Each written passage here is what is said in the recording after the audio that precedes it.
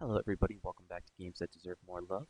Today we're going to be talking about Part 2. If you remember me talking about Part 1, basically we're going to break down what the story would be for the new Conker game. Now currently they don't have a story, we haven't seen it. We just know that Microsoft has recently announced that they are bringing back Conker, but young Conker, in what appears to be a gimmick to try to sell their HoloLens. I went into this in further detail in part one, so if you definitely want to check that out and let me know what you think, definitely go back there.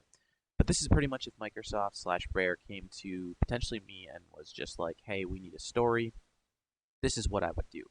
Now, the most important thing with any story, movie, comic, book, pretty much anything, you can have a weak plot point. Plot's not really important. The important thing is characters. You have to make exciting characters for the audience to basically fall in love with and enjoy.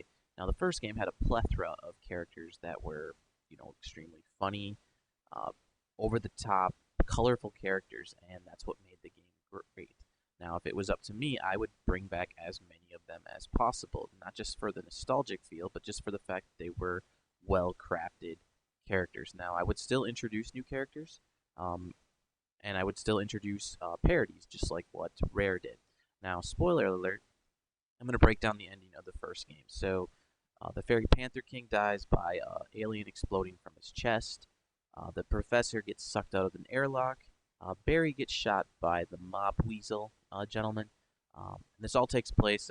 Conker confronts the Fairy Panther King in his ship, or in the throne room, I should say. It turns into a ship.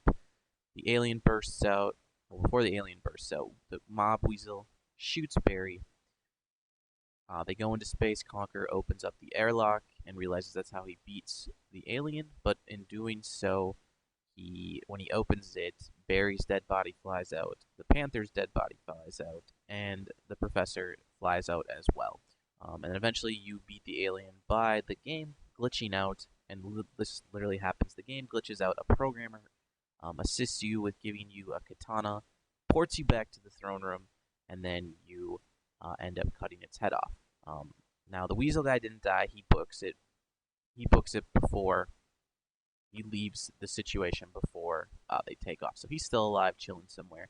But anyways, the game ends with Conker being the king, and now that's perfect. It's a great way to end it. Now, rumor has it is Rare actually did finish another sequel.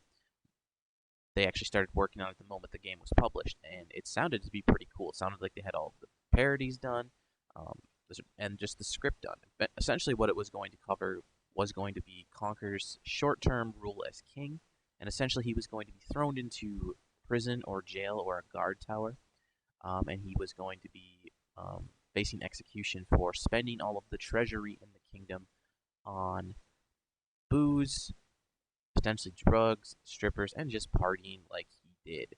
And that makes complete sense, and I would definitely like to keep it that way.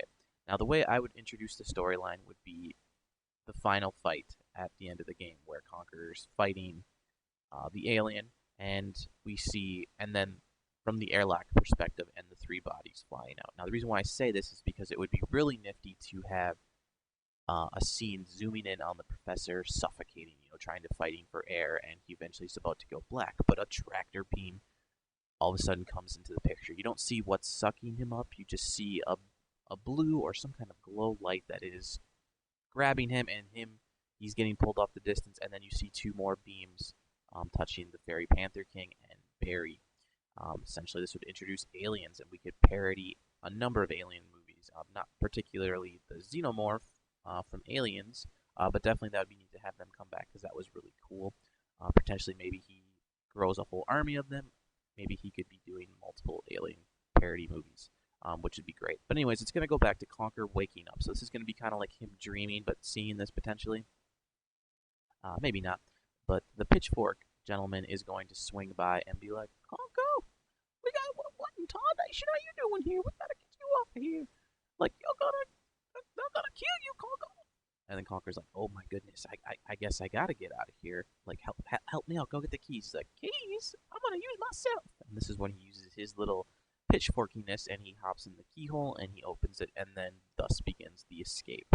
Now this is going to be interesting gameplay because Conker will be having a ball and chain attached to him, and he'll be using that to take out guards, bust open doors, and swing the ball around to create momentum to help him jump gaps potentially. And he'll be basically escaping the tower. Now this is concept art for the sequel. This is actually a tower they were working on, so it sounds like they had pretty much the first couple missions done. Another character that'd be interesting to run into would be Birdie. Birdie was the character that basically helped Conker learn new moves, context sensitive, as he said, and definitely bring him back because he was just a hilarious character. Now, after you escape the guard tower, it would be really interesting and reminiscent to come to a clearing with a bunch of beehives, pretty much like a bee orchard thing, where you run into a queen bee that is crying, much like the first game. Now, it's not going to be very similar. I mean, it's going to be similar to the first one. Now, the queen bee does die in the first game. She gets squished by part of the windmill. Again, spoilers. I know it's a little late, but if you haven't played the first game, what are you doing? Go play it. It's amazing. But anyway, she's crying, basically going, Miss Squirrel, the wasps, they took my hive.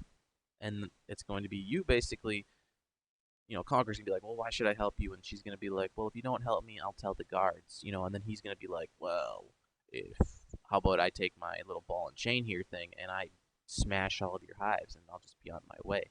And then she's going to get into more detail about like, okay. Tell you what, how about you go get my hive back and then I'll use my stinger to pick that lock for you. And that's the thing with Conker. Conker isn't a hero. He kind of just does stuff on accident, or to progress so he can get further on. It has to convenience him. Like it has to be, in his benefit to do something.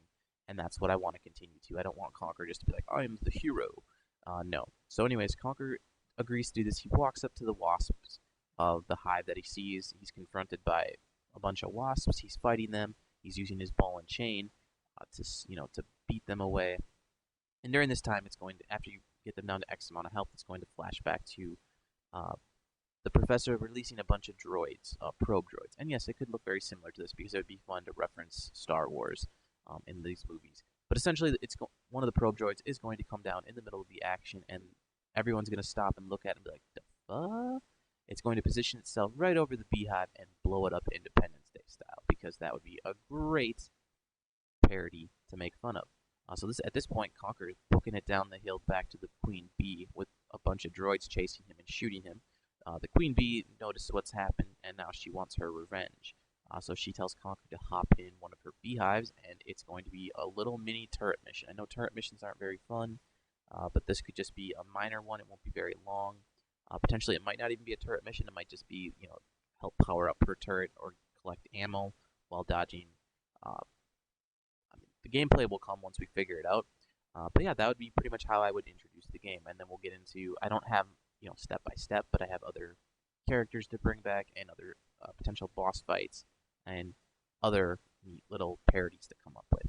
One character, the first instance that needs to come back is Greg. He's obviously great. He's hilarious. I love him. One of my favorite characters from the game. I was in tears when he was first introduced. The whole pretending to be bigger than he was, and then his megaphone breaking. Absolutely hilarious. The reason why he could come back is because the professor, getting captured by aliens, is going to rise to power. So he's eventually going to take over this alien armada, and he's going to bring back Barry as well. Because why not? Because he's going to either brainwash her or turn her into some kind of robot, which is pretty common. But maybe when the professor is working on the Fairy Panther King to bring back, he could be running into some issues because the Fairy Panther King suddenly disappears, and we're not known where he went. And that would be neat because what does Greg hate? Greg hates cats because cats have 9 lives. Now, we don't know what life the Fairy Panther King is on, so that would be interesting, and that could maybe be a side mission or potentially even a future game because he just disappears and nobody knows. Another character that needs to come back is the Great Mighty Pooh, obviously. He was fantastic. Easily one of the most memorable boss fights / characters from this game. And if you remember, he doesn't die. He just gets flushed. And he gets flushed into where there's more poo. So he's going to be bigger, stronger in this next confrontation. And we could definitely reference Lord of the Rings, where some Gandalf-y termite characters, like, they dug too deep, they got greedy, And then as Conker's exploring these caves because he needs to go through them to get to a different area, he hears in the distance me me me me me me me, and he's like, "Oh no, I think I know who that is." Uh, and then Sue in a boss fight and such. Another character that needs to come back is Booga the Nut. He doesn't die either. He actually leaves the area ashamed of himself because you kick his ass or you bite his ass. Your raptor chewed him out in the first game, and he's now embarrassed, beaten, and ashamed of his teeny tiny private parts, as he mentions. So I believe Jugga's left over to rule the area, which is fine. But this is where I think the professor should align himself with this gentleman because he is ashamed of his teeny tiny private parts. So maybe he gives him some kind of alien tech to help him with his small bone situation. Again, very funny, and that could also help Conker.